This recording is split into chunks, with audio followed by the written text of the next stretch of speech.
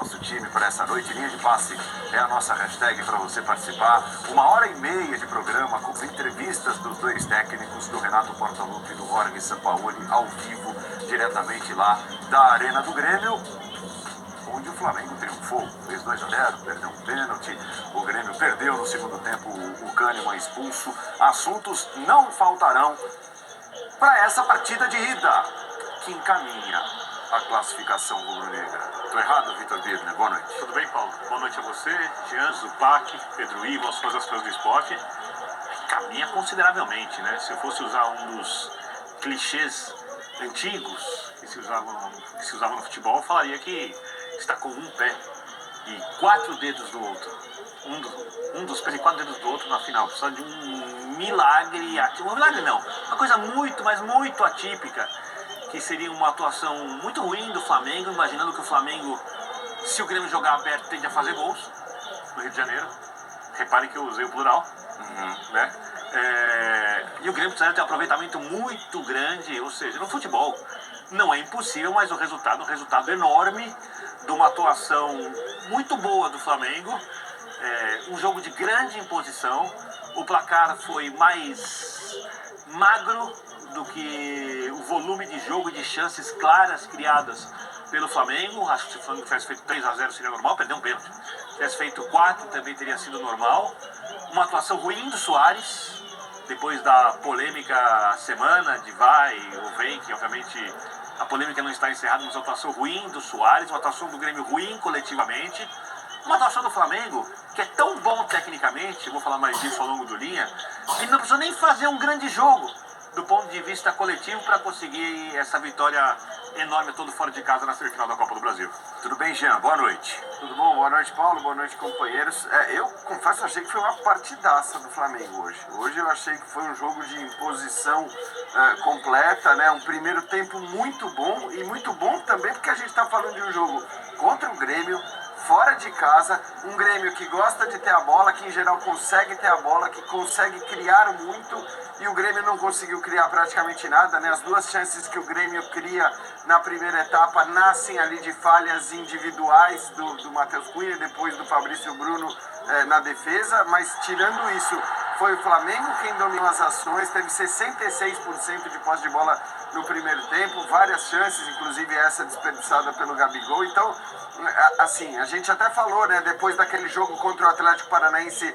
que o placar tinha sido até generoso demais para o Flamengo diante do que o Atlético Paranaense tinha jogado. Hoje foi o contrário, assim, acho que hoje o Flamengo, desde o princípio, com muita confiança, se impôs na partida, foi muito superior e mereceu demais o resultado. E estou com o Birner. Traduzindo para os padrões, né, a coisa do pé, um pé e 4 dedos. O Calçade que inventou essa. Sim, isso. Era grande professor. Porque faz muito tempo, né? Exatamente. Exato. Mas isso, se a gente traduzir, um pé e 4 dedos, 90%. Certo? Olha lá, estatisticamente, 90% de chance de ir para a decisão. Eu tava esperando, acho que é mais ou menos isso isso. que o Jean gosta. Já tá lá, um negócio assim, meio borrado. Isso é o Calçado. Tudo bem, Pedro? Tudo bem, Paulo? Um abraço a você, Zupa, Jean, o Birner, fã de esporte que tá com a gente. Eu tô com o Jean, vou no caminho do Jean. O Jean falou em partidaça, uma partida quase irretocável, talvez não fosse um problema outro que o Flamengo teve pra mim, de saída de bola, quando o Grêmio em algum momento tentou pressionar para sufocar, para controlar, e o Flamengo teve um problema outro de saída de bola no primeiro tempo, até aquela escapada ali. Escapada não, um erro da saída de bola do Flamengo, aquela finalização do Soares que vai por cima. E também o pênalti do Gabriel, até porque eu acho que o Gabriel é o tipo do cara que você espera dele que não perca pênalti num jogo desse tamanho, numa situação daquela. E comprou mal, né? Já poderia abrir uma vantagem ali no primeiro tempo. Acho que o Flamengo tinha uma ideia muito clara. Quando você olha para o Flamengo com bola no primeiro tempo, era o Flamengo que quase não ocupava ali a região de meia-lua e de área do Grêmio. Então a ideia do São Paulo era muito clara, dos jogadores bem blocados, aproximados, perto ali do círculo central, uma faixa ali, um espaço bem pequeno de campo, porque o Renato já tinha feito um negócio lá atrás, no jogo do Grêmio, contra o Flamengo do Maracanã, que são os encaixes homem a homem ali, individuais, marcação cabeça a cabeça ali, como queiram chamar, dos jogadores do Grêmio. Hoje ele repete, de São Paulo ele traz todo mundo para fora da zona de composição. A linha defesa do Grêmio vai saindo. Em algum momento a bola vai escapar. Quando o Wesley rouba a sua bola, que ele já rouba ali um pouco de velocidade, que ele procura o Bruno, quando já procura o Gabriel, todos os encaixes ali estão mal feitos. Não ocorrem. O desencaixe na marcação, o Flamengo vem arrastando muito a defesa do Grêmio. Acho que é muito inteligente do ponto de vista do primeiro tempo. Poderia ter feito 2, acaba fazendo o segundo na etapa final. Então tem para mim algo muito importante, que é um selo, um dedo de Sampaoli, que, olha lá, queriam já questionar e debatiam se prestava ou não prestava no fim de semana por conta de um... Teve isso, né? Opa, sempre tem, né? Não é possível. Não ganha pra você ver. Então, pega a semana que vem o Olímpia e não goleia no primeiro jogo pra ver se não vão debater. Então, tem um dedo de Sampaoli, tem muito de qualidade, porque eu acho que o torcedor do Flamengo no jogo de bata-bata, quando ele vê uma construção com Bruno e Gabriel, não adianta. Tem uma questão ali de memória, de entusiasmar, de empolgar.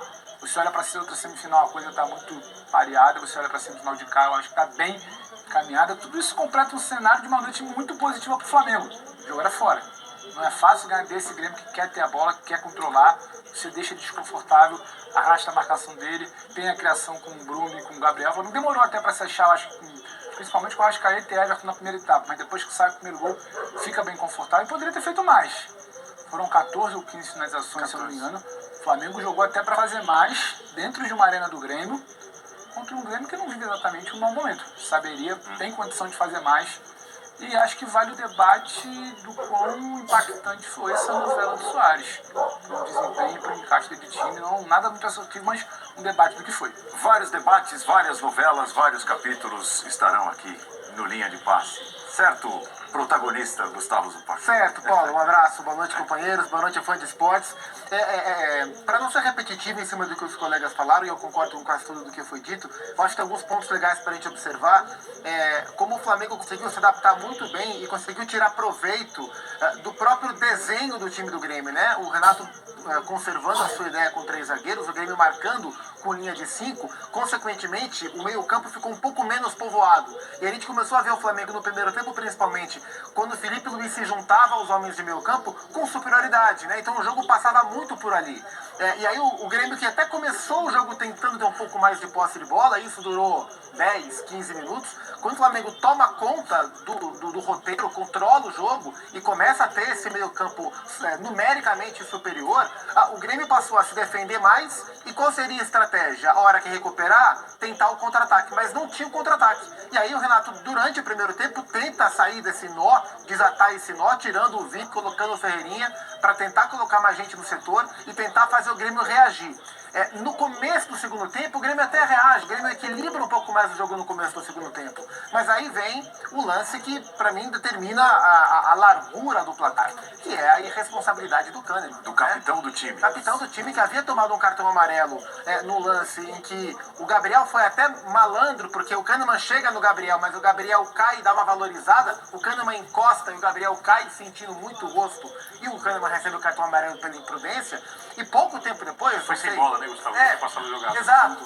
Agora, o segundo cartão que o Kahneman toma, ele sendo capitão, o Grêmio perdendo o jogo, ele com o cartão amarelo e o lance quase no meio campo, ele dá quase que uma voadora ali na canela do Everton Ribeiro. Você não tem dúvida que aquilo é para cartão, né? Quer dizer, indiscutível. você sabe que você vai ser E a expulso partir dali, assim, a partir dali, o que o Grêmio tentou reagir a partir do 10 contra 11 foi um Grêmio desorganizado e que deixou muito espaço pro Flamengo. Fez 2, poderia ter feito 3, poderia ter, assim, bem, literalmente não, mas poderia ter resolvido de fato a parada, né? Então o Flamengo fez um grande jogo, um jogo convincente, uma resposta, assim, um jogo convincente pelo que representava esse jogo e pela imagem ruim deixada contra o América, né? O Flamengo deu uma boa resposta contra o América e o Kahneman ajudou a enterrar as possibilidades do Grêmio dentro de casa. Falando Jorge Sampaoli ao vivo no Linha de Passe, entrevista coletiva do técnico do Mengão.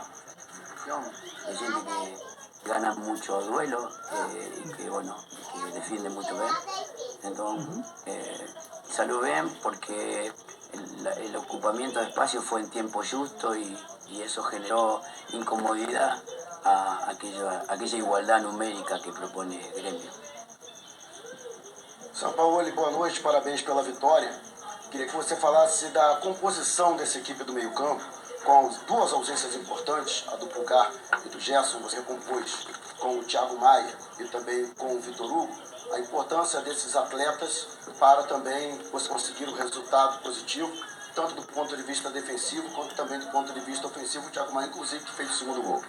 Sí, sí, sí, fue un juego de mucho equilibrio de juego, más allá de la ausencia de David, de Eric, de Gerson, que son jugadores importantes para nosotros, mas la conectividad que tuvo colectivamente Otimi desde el juego generó que Otimi tuviese 6 alturas, entonces había pospérdida, había recuperación inmediata, muchas cosas sucedieron cuando en el último juego con América había solamente 2 alturas, yo falé. Entonces era correr para acá y correr para acá. Un juego que Flamengo no sabe jugar para mí de esa forma y acomodamos un poco y resultó bien. Pero ya tenemos que pensar no mañana, que tenemos un juego sábado y tratar de que Otimi se recupere y que juegue y que tenga esta particularidad, que gane o pierda jogo, pero jogando desta forma. Boa noite, São Paulo. Sidão Marinho da Litoral News. Muito se fala que esse elenco atual do Flamengo é um time copeiro. Ganhou a Copa do Brasil e a Libertadores no ano passado. Desde que você chegou, você ainda não perdeu nenhum jogo de Copa, seja Libertadores ou Copa do Brasil. Tem jogo que o Flamengo faz parecer até que é fácil. Como você vê esse time nas Copas? Qual é a magia que existe? Te pergunto, você considera esse elenco um elenco copeiro? Sí, yo pienso que estos jugadores saben jugar este tipo de juego, entonces se ligan más,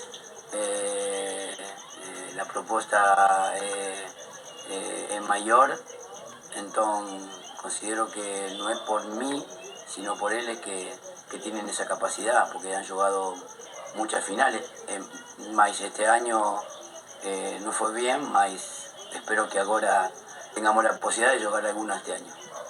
São Paulo, Gustavo Henrique aqui à sua direita. Quando você chegou ao Flamengo, o torcedor rubro-negro não tinha nem tanta esperança de conquistas. O time estava muito mal, o Vitor Pereira não tinha conseguido dar uma liga, um encaixe.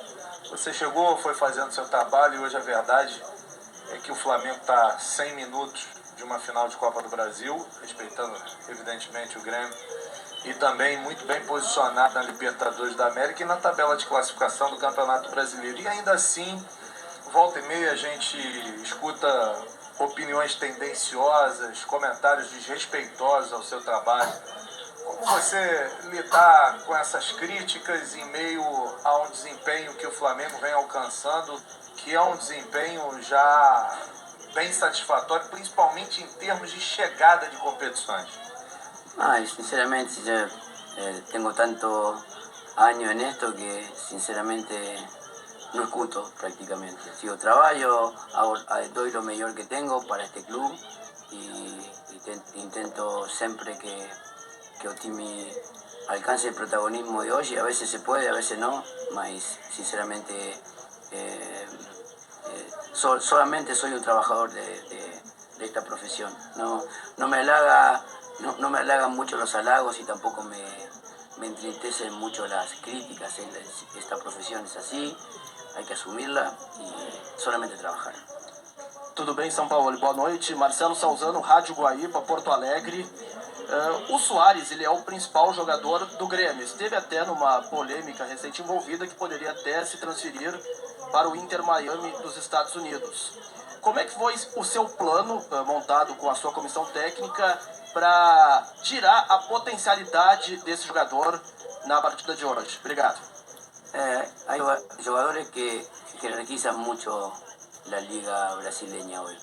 Suárez es uno, ¿no? Porque en la última década debe ser el mejor número 9 del mundo. Entonces había que tener mucho cuidado a sus movimientos, a sus separaciones, a su tiempo de definición. Había que estar cerca de él, mas Otimi hizo un trabajo defensivo muy bueno, sabiendo que tenía enfrente un jugador que en cualquier momento gana un juego por sí solo.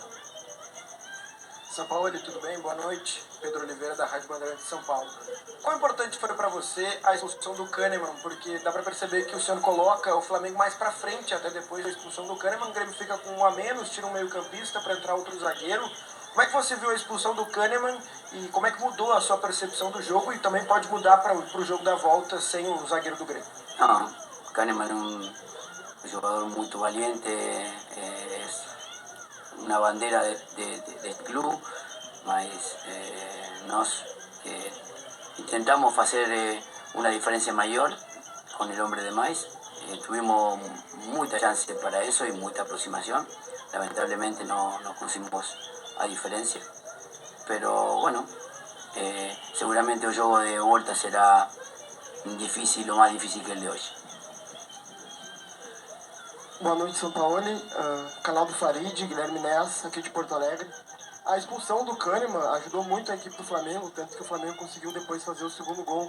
Mas a entrada do Pedro e também do Everton Cebolinha mostrou que tu queria, como treinador do Flamengo, explorar esse jogador a mais e tentar até mesmo conseguir com um placar maior daqui de Porto Alegre.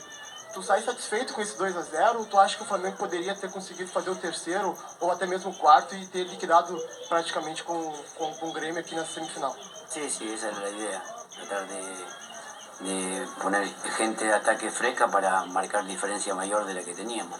Estuvo perto de eso, mas no aconteció y bueno, seguir pensando que el juego de vuelta, más allá de la diferencia, el Grêmio tiene un muy buen equipo y será complicado. Professor, última pergunta aqui atrás. Boa noite, São Paulo, Letícia de Almeida, Flazoeiro TV. Eu queria perguntar a você, né? Falamos de coisas boas aqui, dos gols e da vitória na partida de hoje, mas tem uma notícia um pouco ruim aí, que é a ausência do Wesley na próxima partida, já que ele estava pendurado e agora tomou o segundo cartão amarelo, portanto não está no jogo da volta. Você utilizou pouco o Varela desde que chegou, né? Pouco tempo dele em campo. O Mateuzinho também ainda não está à disposição, pelo menos ainda não foi relacionado para estar jogando. Eu queria saber de você o quanto faz falta o Wesley no seu estilo de jogo, pensando na partida da volta em que ele será ausência. Cuando yo llegué, Wesley fue titular, jugó el 95% de los minutos de que jugó Timmy, un joven que ha tenido una gran progresión en su juego, mas hoy sí entró Varela y Mateuzinho está recuperando y falta bastante tiempo para el segundo juego de Copa do Brasil. Seguramente es un jugador que ha tenido mucha consolidación por la cantidad de juego que tuvo, que le teve, mas agora hay que pensar en otro jugador para ese partido. Muito obrigado a todos, obrigado, professor. Obrigado a todos. Pois é, falando então, Jorge Sampaoli, um tema interessante até para a gente trazer aqui para o Linha de Passe, com o carimbo do técnico do Flamengo, uma frase importante, o time parece mais concentrado, mais ligado em jogos de Copas do que em partidas do Campeonato Brasileiro. Que eu acho a principal, concentrado. Porque... Só para reproduzir, ele é questionado, ele fala, os jogadores se ligam mais em jogos de Copa. E isso é muito claro. Isso é Agora muito... é a boca do São Paulo, não é simplesmente um achismo, escolhe. Não, é muito claro. Agora o treinador tem a mesma impressão de todo mundo que estava vendo isso. Ele identifica isso. Que é uma coisa, para mim, não deveria acontecer. O Flamengo deveria jogar o Campeonato Brasileiro faltando mais de um turno. E com o time que o Flamengo tem, olha os jogadores que entraram no segundo tempo. Entraram Alan, Pedro e Cebolinha. Do banco. Então, não vou entrar nesse detalhe. O Flamengo tem condições de disputar todas as competições. Já eu falava aqui outro dia, o Flamengo é o único time do futebol brasileiro que tem jogadores para ganhar as 3 competições que está disputando. De qualquer forma, uma coisa que é inconsciente, né? Então, os jogadores do Flamengo, identificado isso, que eles dão mais valor a esses jogos que têm um valor mais imediato, porque os pontos corridos você vai plantando para colher, e aí nesse jogo você já praticamente consegue a classificação em uma partida, ou em 2 no caso, se confirmada a classificação no Rio de Janeiro. Os jogadores estão com uma postura um pouco diferente. Eu acho que é o técnico, a direção, todo mundo precisa entrar nessa situação, e não é pegando no pé dos jogadores, é tentando mudar um pouco essa mentalidade. Isso não se faz com bronca, não se faz com chamada. É quase uma questão de cultura, né? De conversa, de cultura, porque, como já dissemos aqui várias vezes... Mas terceiro ano consecutivo, que tem uma diferença. Que as Copas valem muito aqui, né? Eu só acho que isso, assim... E são mais fáceis. você faz de jeitos diferentes com os jogadores. Quer dizer, acho que os jogadores eles são motivados ou você consegue mudar a postura de um jeito ou de outro. De qualquer forma, a questão é, o Flamengo, você falou, ele coloca aos 30 do segundo tempo, hoje ele coloca o Alan, o Cebolinha e o Pedro.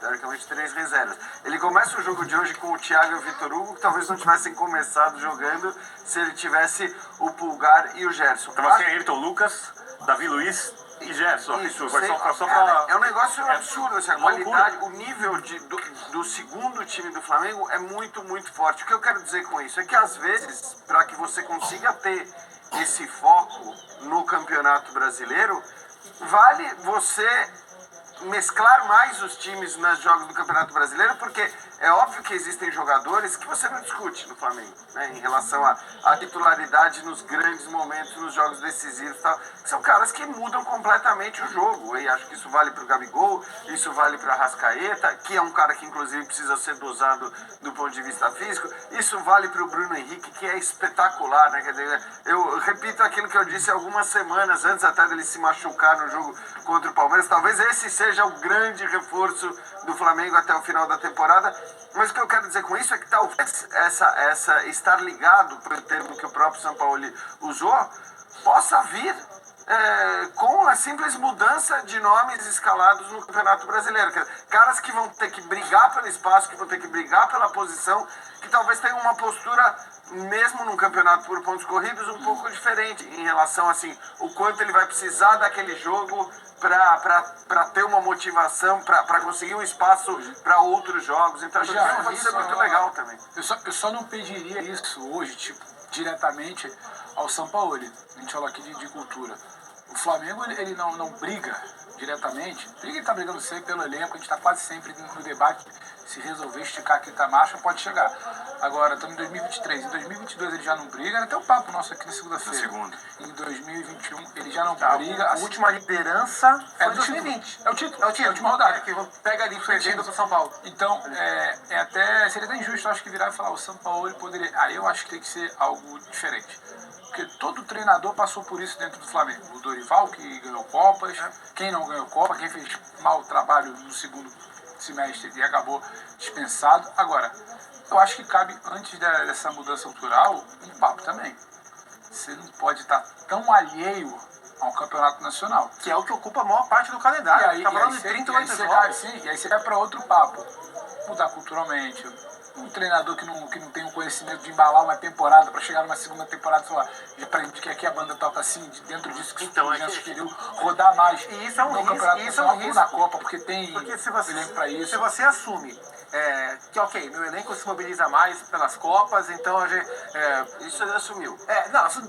Dado uma determinada roda do Campeonato Brasileiro, já que a gente não vai ter mais chance mesmo, não acho que tem que ser agora, eu acho que o Flamengo... É cedo, o Flamengo abrir mão do Campeonato... O Flamengo, com esse elenco, abrir mão do Campeonato Brasileiro... Mas é emblemático, ele fala 16 rodadas, 16 rodadas e... Demais. Mas não é uma escolha racional. Mas em dado momento isso vai acontecer. Se as coisas não mudarem... Não, mas isso eu acho que não aconteceu de maneira alguma. Ele não deu nenhuma indicação disso, né, Zupa? Acho que assim, ninguém tá falando de abrir mão do brasileiro. Lembra da conversa sobre o Dorival ter escalado um time reserva contra o Palmeiras aqui em várias partes, e o Flamengo podendo se aproximar na tabela de classificação? Então, mas ali é diferente, desculpa. Imagina. Só rapidinho. Ali eu acho que é diferente porque aquele era o jogo dos pontos corridos com a característica do jogo de mata-mata. Então, assim, é aquele jogo dos pontos corridos que você olha como um jogo decisivo, e aí, enfim, se você talvez coloca o time principal, os caras que têm essa postura em jogos como o de hoje, e não dá pra ter, também é bom que se diga, não dá pra ter essa postura que o Flamengo teve hoje, a intensidade que o Flamengo teve hoje. Teve um momento que o Flamengo tinha 67% de posse de bola e tinha, acho que eram 17 desarmes ou 15 desarmes contra 10 do Grêmio, o que é uma loucura, porque se você tá com a bola o tempo todo, você ainda tem mais desarme do que o seu adversário nessa proporção. É o que o São Paulo quer. É muita intensidade, é tudo que o São Paulo quer e não dá pra ser assim todo jogo com o mesmo time. O que eu acho sobre o Campeonato Brasileiro, assim, eu não acho que a discussão é largar ou não largar agora, acho que não é esse ponto. O que eu acho que não dá pro treinador e pra diretoria entenderem com normalidade o fato de que esse elenco se liga mais Copa mesmo aí assim, porque esse é um risco que você assume, porque o grosso da temporada é o campeonato em que esse grupo se liga menos. E aí você assume um risco grande de confiar de que essa chavinha vai ser virada a todo momento para a hora das Copas. E talvez não seja a todo momento. A gente viu na última temporada, embora o Flamengo tenha vencido as 2 Copas, o Flamengo bateu na trave para não vencer. Principalmente a Copa do Brasil. O Flamengo esteve muito perto. Esteve um pênalti perdido pelo Fagner de perder a Copa do Brasil. Pro Corinthians do Vitor Pereira. E a Libertadores, até o Pedro Henrique ser expulso, era um jogo muito pau a pau entre Flamengo e Atlético. Então, assim, se esse time tivesse sobrando nas Copas, eu acho que esse entendimento de que o time se liga menos no Campeonato Brasileiro poderia até ser entendido como, ok, é uma característica. Eu acho que o Flamengo tem, e o Flamengo eu digo diretoria e comissão técnica, tem que brigar para encontrar uma maneira de tornar o Campeonato Brasileiro também uma certa prioridade para o bem da temporada como um todo, porque ninguém vira a chavinha simplesmente... Mas você concorda que não é um debate imediato? Não, é uma não, questão isso é um cultural. debate imediato. Não, o debate imediato eu digo, agora o São Paulo resolve essa bomba aí que vem de 3 anos. Eu acho que é do interesse dele tentar resolver, Não né? tem solução mágica. São seres humanos. O que você está falando é indiscutível. É indiscutível. E todo torcedor do Flamengo sabe disso também. Eu só acho que acho que todo jogador fica feliz quando joga num time que joga bem. Só que eu acho que como o Flamengo tem jogadores muito técnicos e pegando o histórico dos principais jogadores do Flamengo, eu estou falando dos jogadores que estão desde 2019, contra o Gerson, nesse pacote, pegando jogadores que estão chegando num segundo plano, porque estão chegando ainda, mas são jogadores tecnicamente muito bons. A primeira coisa para isso acontecer, para essa chavinha ser virada no Campeonato Brasileiro, é eles acharem bons jogos entre eles constantemente. Jogos como os de hoje. Eles precisam recuperar não só a confiança, não só saber disso, mas o prazer com o jogo que eles conseguem produzir em campo. Porque eles são jogadores que, em 2019, independentemente do sistema de jogo, independentemente de qualquer coisa, se retroalimentavam daquilo que eles faziam de bom em campo. E eles iam crescendo. Isso é uma coisa... E para isso acontecer, eu me coloco no lugar do técnico. Conversa é essencial. Diálogo sempre é importante. Liderança é importante. Porém, mais do que isso, é o Flamengo fazer bons jogos coletivamente que serão o bastante para que esse time consiga jogadas bonitas, passes bonitos, tabelas bonitas, gols bonitos, que são coisas que alimentam esses jogadores. Se o Flamengo fizer isso mais vezes na Copa do Brasil, no Campeonato Brasileiro, o time naturalmente faz mais jogos bons e naturalmente competirá mais no Campeonato Brasileiro. E até para pegar então esse seu gancho, de repente uma saída ou uma boa chave para isso é se apoiar nesse time de 2019? E por que pergunta? Porque se o Gerson pudesse jogar hoje, ele talvez seria titular ali como segundo volante, e porque o quarteto mais uma vez foi escalado. Não jogou bem contra o América, não funcionou, mas eles se conhecem muito bem e hoje estraçalharam na arena do Grêmio. Everton Ribeiro, Bruno Henrique, Luiz hoje também, né? Arrascaeta e Gabigol. Exatamente. Eu não sei. Só faltaria o Arão, digamos assim. Eu tenho dúvidas, por exemplo, na formação que estava, uma simples troca Vitor por Gerson, eu tenho dúvidas se seria a melhor versão do Gerson. Na temporada não é. Então, exatamente. É brigando com o Bruno. Não é uma simples troca. Tem um fator chamado Bruno. A entrada do Bruno impacta quem joga na lateral. Impacta na posição. Então, é muita coisa ali para se mexer. E só para complementar isso da troca, quando eu falei que debate imediato, é que eu não acho justo empurrar da diretoria dos jogadores o problema, o debate para o São Paulo. Pois então, agora você dá um jeito de ver como é que você motiva a rapaziada. Tem um programa que a gente está falando de 3 anos. Aí o São Paulo agora com um pouco mais de 3 meses de trabalho, ele que vai ter que lidar com isso. E eu entendo quando você fala de que, eu acho assim, o time de 2019 se retroalimenta. Parece que a cada jogo que jogava mais. E jogava mais porque estava com mais... Era uma festa. Só que a gente está falando essa melhor versão, então, dita pelo São Paulo, que é, eles se ligam mais, são só mais 10 jogos até o final da temporada. Isso indo às 2 finais. Sim. São 7 jogos de Libertadores e mais 3 de Copa do Brasil. Aí também eu acho que é aquilo da galinha e do ovo, tipo... Mas vai se retroalimentar com esses poucos jogos? Ou vai botar esse time para rodar mais sem essa mobilização do brasileiro? Nunca parou a tentativa e a busca pela construção do jogo que ele quer, que é um jogo muito mais parecido. Ele fala isso, né? Ele fala na coletiva assim, ganha ou perca, mas jogando dessa maneira. Até porque me parece muito claro que ele é um cara muito apegado à maneira que o time joga, eu acho isso uma virtude. É o futebol que ele acredita. Eu acho isso uma virtude. E justamente por ele trabalhar aficionado pela maneira que o time joga, se o time não joga dessa maneira, o time dificilmente vai vencer. Tem times que conseguem vencer mesmo se fogem um pouco à proposta do seu técnico. Ele é tão apegado à maneira que o time joga, que se não sair como ele quer, dificilmente o Flamengo vai vencer. Quando as coisas acontecem como aconteceram hoje, e o Jean trouxe o número de desarmes, o São Paulo falou do pé de pressão o tempo inteiro, falou das 6 alturas do jogo, das 6 direções que o time correu, diferentemente do jogo contra o América, que o time só foi pra frente e pra trás, aí a coisa flui muito melhor e aí fica muito difícil de o Flamengo ser batido, como foi o nível do jogo de hoje. Eu só em relação à sua pergunta do quarteto, eu acho assim, porque claro que a gente não está falando, né, de repetir exatamente o mesmo time, mas a base, o quarteto, me parece que hoje, olhando para o time principal, para qual deve ser o time principal do Flamengo e olhando para esse setor ofensivo, é quase que uma imposição lógica pela fase dos jogadores. Não é porque, esses caras já jogaram em 2019, então vamos acreditar que eles vão repetir. Não, é porque hoje você olha para uma disputa que parece existir entre o Gabigol e o Pedro e não tem a menor dúvida, até pela movimentação que o Flamengo demonstra no seu setor ofensivo, com todo mundo se mexendo o tempo todo, você não tem dúvida que é o Gabigol e não é o Pedro. O Arrascaeta, que já pode ser discutido de alguma maneira do ponto de vista físico e só do ponto de vista físico, parece ter recuperado sua condição para jogar constantemente nas grandes partidas. E esse você não discute. O Bruno Henrique poderia estar disputando vaga ou brigando por um lugar no time principal dos principais jogos se o Cebolinha estivesse jogando um pouco mais. Isso não está acontecendo, então você não discute. E o Everton Ribeiro, que é aquele que muita gente, muitas vezes, tenta empurrar para fora do time. É sempre o primeiro a sair, até porque talvez seja o menos renomado, menos badalado, o cara que é menos agudo entre todos esses, né, tá jogando um bolaço também, tá jogando muita bola. A presença do Wesley na lateral direita, acho que faz com que a presença do Everton pelo lado direito seja ainda mais lógica. E acho que ele porque ele cai para o meio e abre o corredor para o Wesley. Porque hoje foi interessante se você olhar para isso no Flamengo.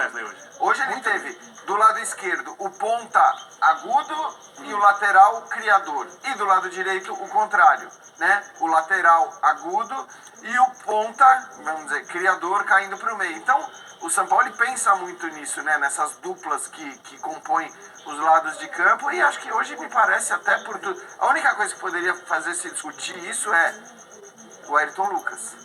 Porque o Ayrton Lucas seria um cara que, pelo que jogou na temporada, é o titular por ali, e ele e o Bruno Henrique talvez tenham uma questão ali de ocupar o mesmo espaço. O Ayrton do São Paulo é um Ayrton mais contido. Então, é um Ayrton mais pesado, Luiz, né? Pelo que o Ayrton joga com o Vitor, talvez seja a grande notícia do Vitor Pereira, seja a fase do Ayrton Lucas. Pelo que o Ayrton joga com o Vitor, eu acho que muita gente não imaginava que ele ia ser tão contido e muitas vezes o São Paulo opta pelo Felipe tendo aí. Os próprios números do Ayrton Lucas com o São Paulo, os números assim, de contribuição, gol e assistência, eles caem. Né? Numa amostragem menor, é bem verdade que era uma amostragem que envolvia ainda Campeonato Carioca, né? Na gestão do Vitor Pereira e aí do Mário Jorge, ali a interinidade até o São Paulo assumir, mas era um Ayrton Lucas que proporcionalmente ajudava mais em gols e assistências. Com o São Paulo ele cai já há bastante tempo que ele não contribui e ele segura mais. Mas isso para você é um problema da era Sampaoli ou o sacrifício de repente é bem-vindo pelo todo? Eu acho que vai. Se o coletivo cresce, acho que existe uma compreensão, né?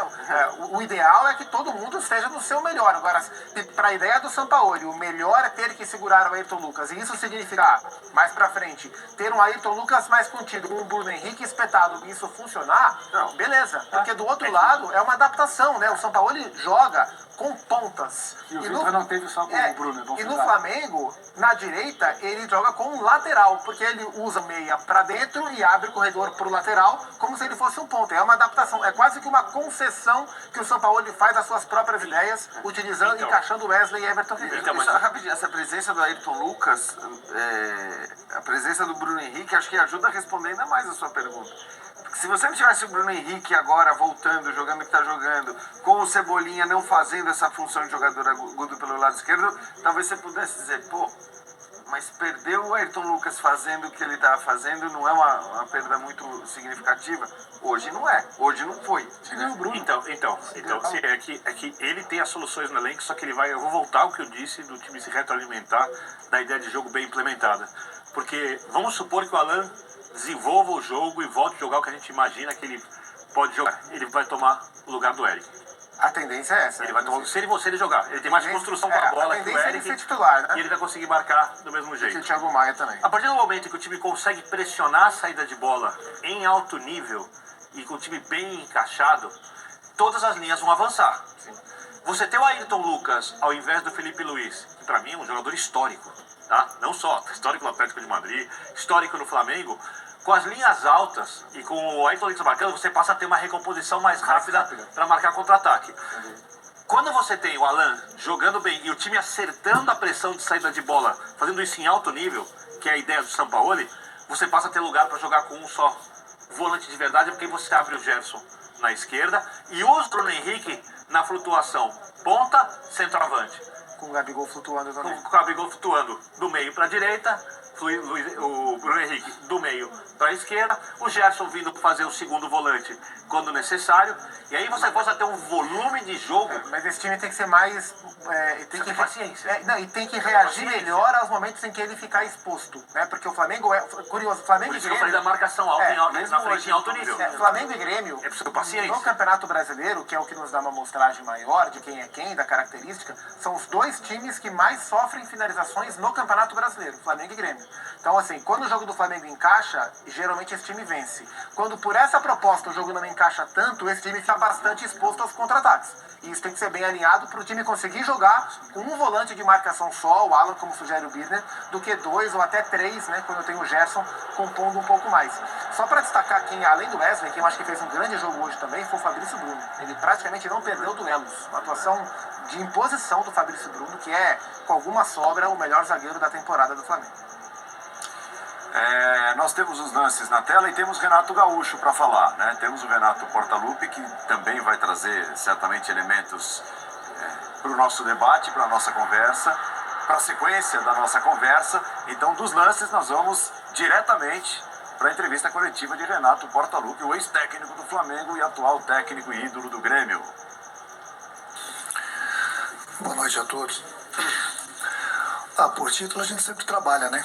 A gente trabalha desde o início do ano para todas as competições a gente poder brigar.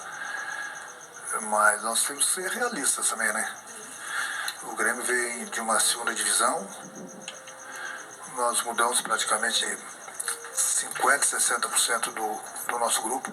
Eu vou pedir silêncio e não vou parar a entrevista. Eles tiveram todo o tempo do mundo para se ajeitarem.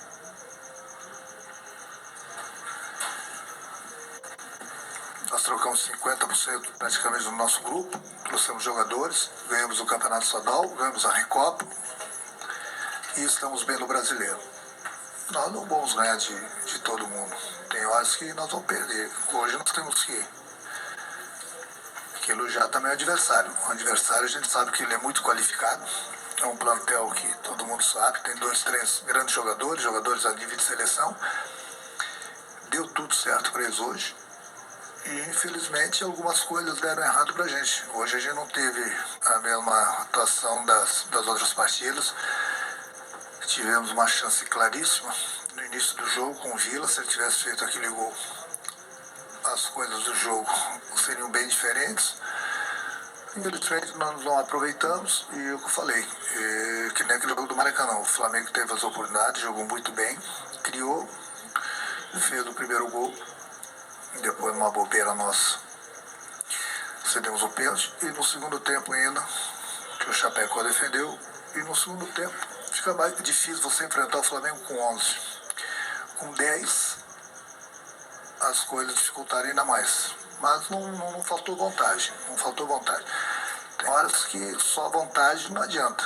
Nós não rendemos o que nós poderíamos render, como a gente rendeu nos outros jogos.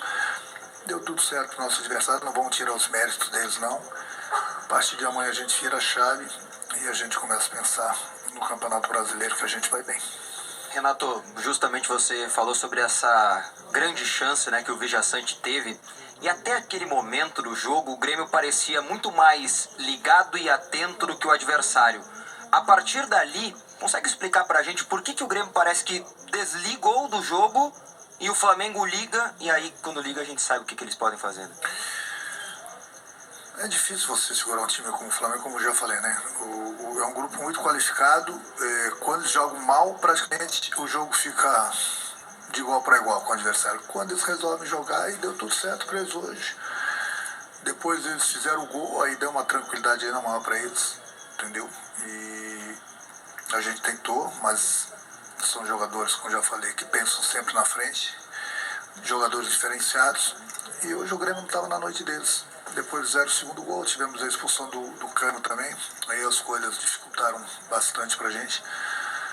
A gente fica lamentando. Vamos virar a chave, pensar no Campeonato Brasileiro, não deu, infelizmente, a gente trabalha para isso, mas a gente tem que reconhecer o adversário também.